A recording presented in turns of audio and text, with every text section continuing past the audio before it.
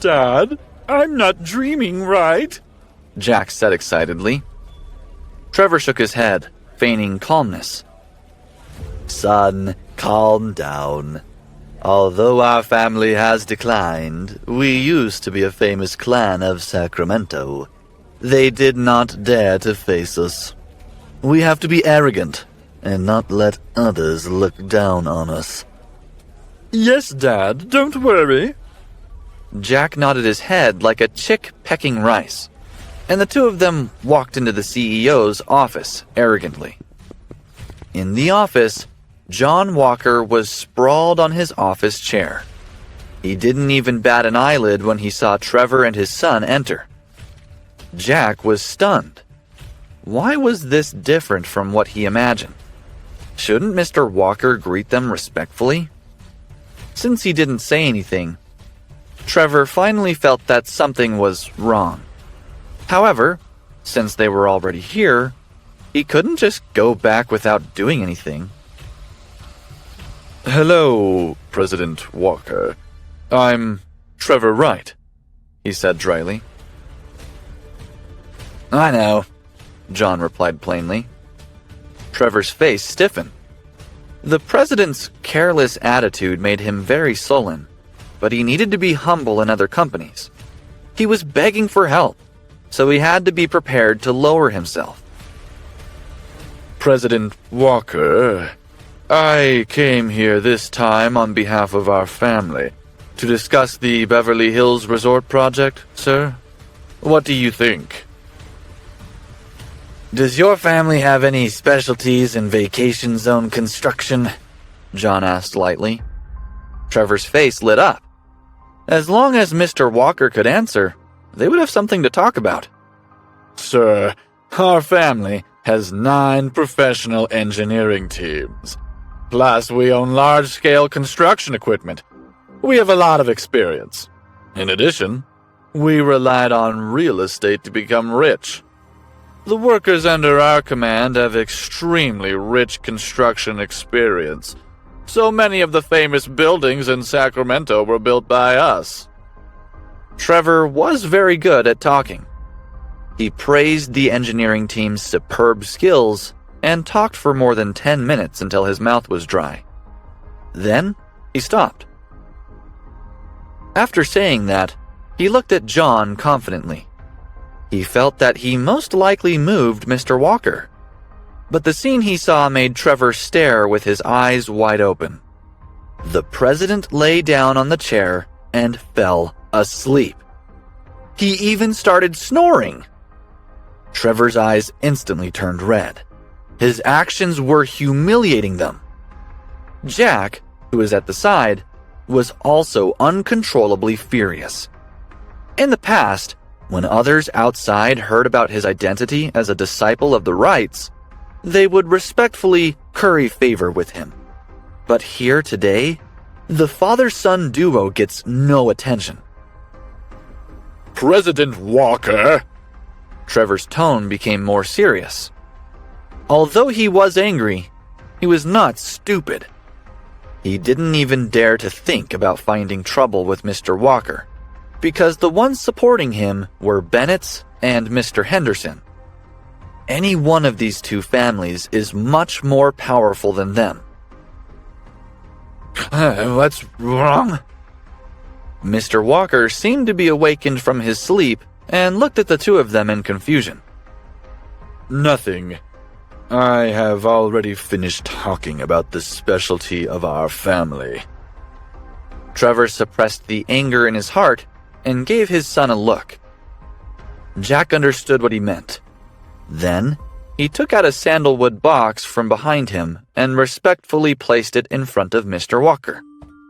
He made a timid smile and said, President Walker, I heard you like tea. So, my father hired someone to buy a set of blue and white porcelain tea sets from the antique street. I hope you like it, President Walker. John glanced at him and then opened the sandalwood box. A sparkling tea set lay inside, reflecting the blue and white color. It was indeed an antique blue and white porcelain tea set. Although it was not the highest grade of porcelain, it was still considered excellent. The total value of this tea set was over $1 million. The Wright men were generous, John thought, as he playfully smiled. Look, President Walker. Seeing that John seemed very satisfied, hope was born in Trevor's heart. Mr. Wright, I think you missed out on a specialty of your family, John joked. Trevor and his son looked at each other. They could not help but be puzzled. Are there any other specialties in our family? How could they not know? Please enlighten me, President Walker, he said respectfully. Dream on. John smiled playfully and spat out 3 words. The people from your family are pretty good at daydreaming. Humiliation. It was an undisguised humiliation. The expressions of Trevor and his son instantly became twisted. They finally realized that John had never wanted to have a good chat with them from the beginning. He wanted to humiliate them from the beginning. Trevor's chest rose rapidly as he angrily asked, President Walker, how did our family offend you? He wasn't stupid. If he still couldn't see Mr. Walker's purpose at this time, then his life would be in vain. Originally, he wondered why the president, who more than 100 companies could not see, was willing to meet with them. It seemed like it wasn't them who were awesome, but John Walker, who wanted to humiliate them. Your family is unworthy of offending me, John coldly snorted, picked up the sandalwood box on the table, and threw it at Trevor's face. He screamed as he covered his nose and retreated a few steps. The blue and white porcelain tea set fell to the ground and shattered.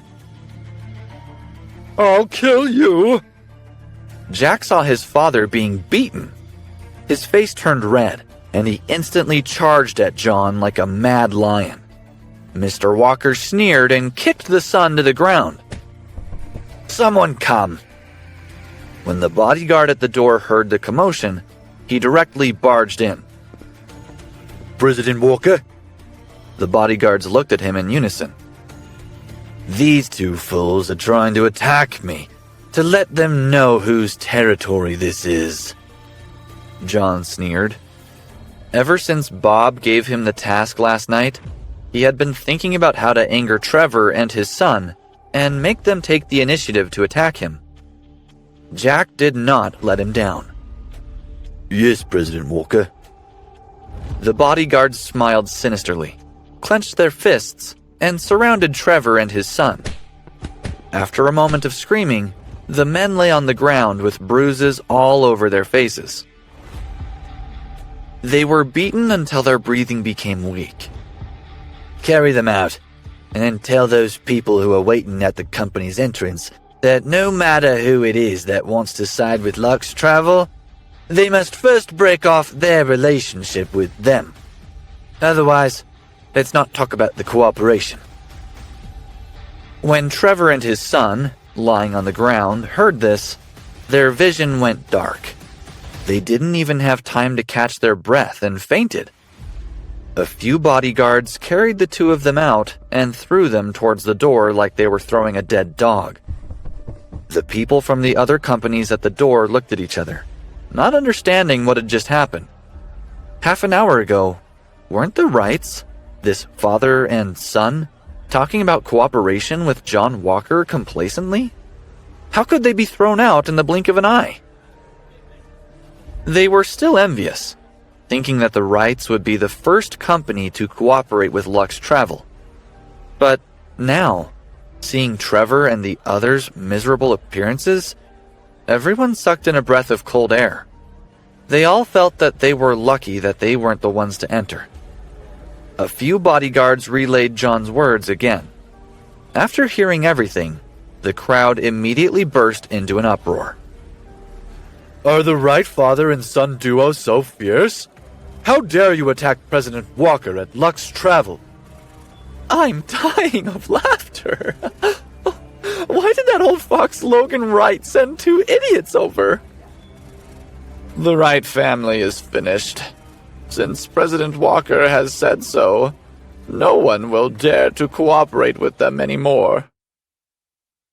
Hi, Kevin here. Keep following my story, The Billionaire Bastard, on Pocket FM Universe. For more such wonderful stories, install the Pocket FM app by clicking on the link in the description.